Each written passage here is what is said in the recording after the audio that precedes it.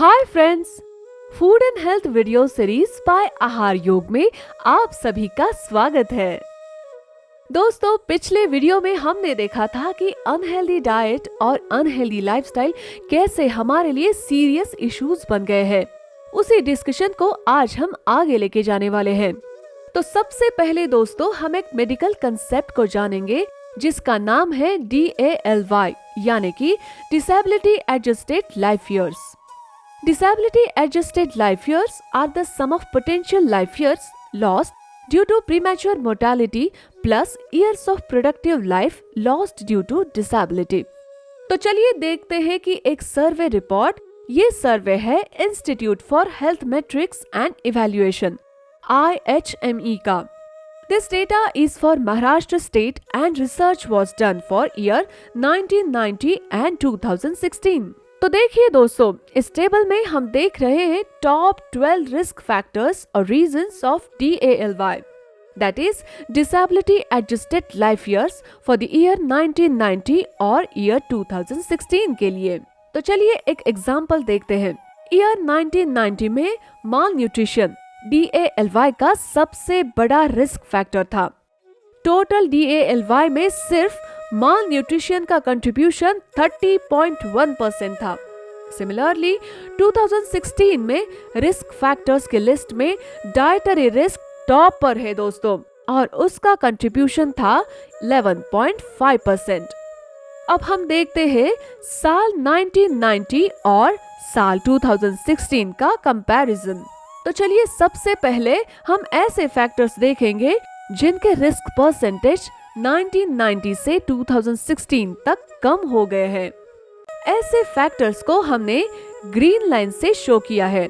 Mall nutrition, then air pollution, water, sanitation and hygiene factor WASH, tobacco use and occupational hazards. अब देखते हैं ऐसे factors जिनका risk बढ़ गया है। Dietary risk, high blood pressure, high fasting plasma glucose, high total cholesterol, alcohol and drug use, high body mass index, impaired kidney functions। इसमें लगभग सभी रिस्क फैक्टर्स फिजिकल इनएक्टिविटी और अनहेल्दी डाइट से जुड़े हुए हैं दोस्तों। इस टोटल रिपोर्ट में एक ऐसा रिस्क फैक्टर है जिसमें बहुत बड़ा बदलाव आया है, और वो है माल न्यूट्रिशन। ईयर 1990 में माल न्यूट्रिशन का रिस्क फैक्टर परसेंटेज कंट्रीब्यूशन 30.1% था, और वो अभी घटकर दिख रहा है 2016 में 10.4%।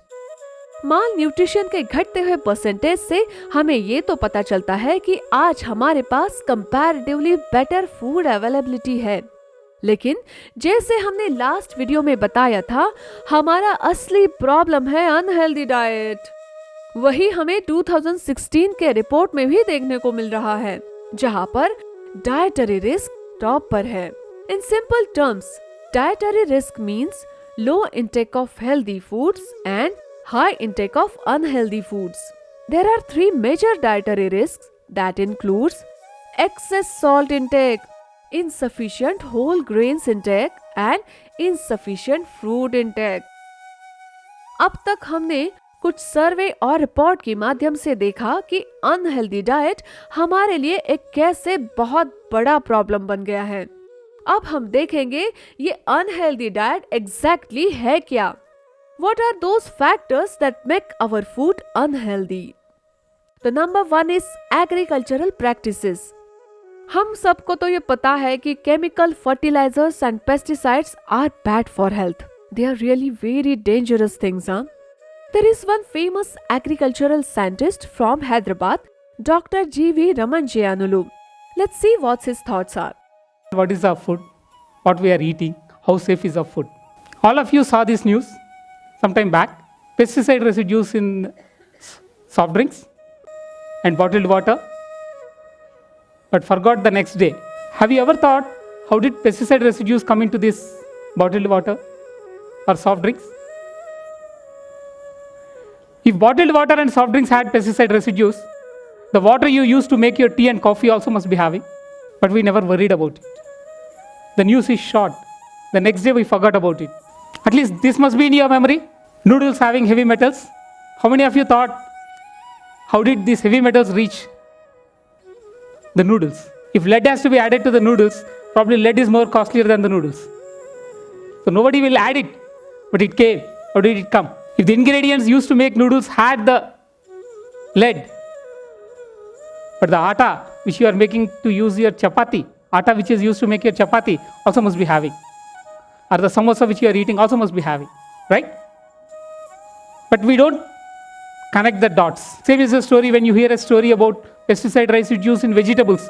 You all got horrified. You all get horrified, but forget it in the evening. We all think food, if you buy in a good place, if you eat it in a good hotel, it's safe. Food is only as safe as it is grown. End of pipe solutions doesn't work. The pesticides which are used in agriculture, less than 1% actually kills the insects. 99% gets into the water, gets into the air and comes back into your food. बढ़ते हुए population के साथ India का food production भी बढ़ गया है। इसमें ग्रीन रेवोल्यूशन का बहुत ही बड़ा योगदान रहा है, लेकिन साथ में ही फर्टिलाइजर्स का एक्सेसिव यूज आज हमारे लिए एक बहुत बड़ा प्रॉब्लम बन गया है। इसी वजह से नेचुरल फार्मिंग, ऑर्गेनिक फार्मिंग ऐसे चीजों की आज जरूरत है। Number 2 is for packaged food. Packaged food को तो हम टाल ही नहीं सकते दोस्तों, और सब पैकेज फूड खराब भी नहीं होते। Packaged milk is one such example of perfect use of technology.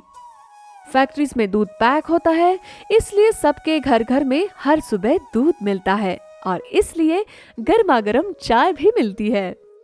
Opposite of this is carbonated soft drinks, जिसे हम कोल्ड ड्रिंक कहते हैं, जो बनता है water, sugar, colour, flavour and carbon dioxide से। ये कॉम्बिनेशन शरीर के लिए बिल्कुल भी अच्छा नहीं है दोस्तों। It is very dangerous. लेकिन हमारे favourite actors, actress TV advertisement में इसे पीते हुए दिखते हैं, तो हम भी भैया पीने लग जाते हैं। The motive to share all this with you is, जब हम पैक्ड फूड खरीदते हैं तब उस पे लिखे हुए इंग्रेडिएंट लिस्ट को दोस्तों ध्यान से देखिए और ऐसे ही प्रोडक्ट खरीदे और खाएं जिसमें अच्छे इंग्रेडिएंट्स हो और जो कम से कम प्रोसेस किए गए हो। तो नंबर 3 पे है कुकिंग ऑयल। दोस्तों, आपको पता है इंडिया दुनिया का सबसे बड़ा palm oil consumer and importer है, जहां पर घी, groundnut oil, coconut oil, mustard seeds oil जैसे हेल्दी ऑयल्स खाने की परंपरा है, वही आज हम गलत रास्ते पर बढ़ रहे हैं। अब आपके मन में तो ये सवाल आया होगा कि हम घर पे तो भैया कभी पाम ऑयल नहीं खाते, फिर इस बात में कितनी सच्चाई है? तो इसके लिए आप फूड पैकेट की इंग्रेडिएंट लिस्ट को ध्यान से देखिए या फिर जाइए और अपने फेवरेट स्नैक सेंटर में ऑयल के डिब्बे का लेबल देखिए, शायद आपको आपका जवाब मिल जाएगा। पाम ऑयल में सैचुरेटेड फैट परसेंटेज काफी ज्यादा होता है और वही हार्ट डिसीजेस का एक महत्वपूर्ण कारण है। उसके साथ ही पाम ऑयल को रिपीटेटिव फ्राइंग के लिए यूज किया जाता है, जिससे वो और भी अनहेल्दी हो जाता है दोस्तों। Number 4, cooking practices. दोस्तों, पुराने जमाने में महाराष्ट्रियन घरों में एक बहुत ही इंटरेस्टिंग चीज हुआ करती थी, जिसको हम प्यार से आचिपाई का बटुआ कहते थे। छोटे छोटे हेल्थ इम्बैलेंसेस को बड़े डिजीजेस में बदलने के पहले ही घर में ही ट्रीट किया जाता था और दादी ही हर घर की पहली डॉक्टर हुआ करती थी। और आज हम घर में ready to use spices, ready आटा और बहुत से प्री कुक्ड फूड यूज करते हैं, जिसकी मेडिसिनल एंड फूड वैल्यू बहुत कम होती है और वही सब प्रॉब्लम्स की शुरुआत होती है दोस्तों। तो नेक्स्ट वीडियोस में हम जानेंगे कुकिंग प्रैक्टिसेस के बारे में और भी डिटेल्स में। अब शायद आपके मन में तो ये सवाल आया ही होगा कि पिछले 2 वीडियोस में हमने सिर्फ प्रॉब्लम्स दिखाए हैं, लेकिन इसके सॉल्यूशंस का क्या? सो डोंट वरी, क्योंकि नेक्स्ट वीडियोस में हम आपको बताने वाले हैं आयुर्वेद के बारे में, which is the oldest literature available on this planet. It's a proud thing.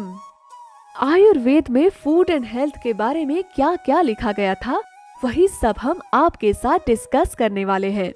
तो आज के लिए इतना ही दोस्तों, मिलते हैं नेक्स्ट वीडियो में। अगर आपको ये इन्फॉर्मेशन अच्छी लगी हो तो please please please share with your loved ones, क्योंकि हेल्दी लाइफ पर सबका हक है। Take care, bye bye, be healthy, be happy with Aahar योग।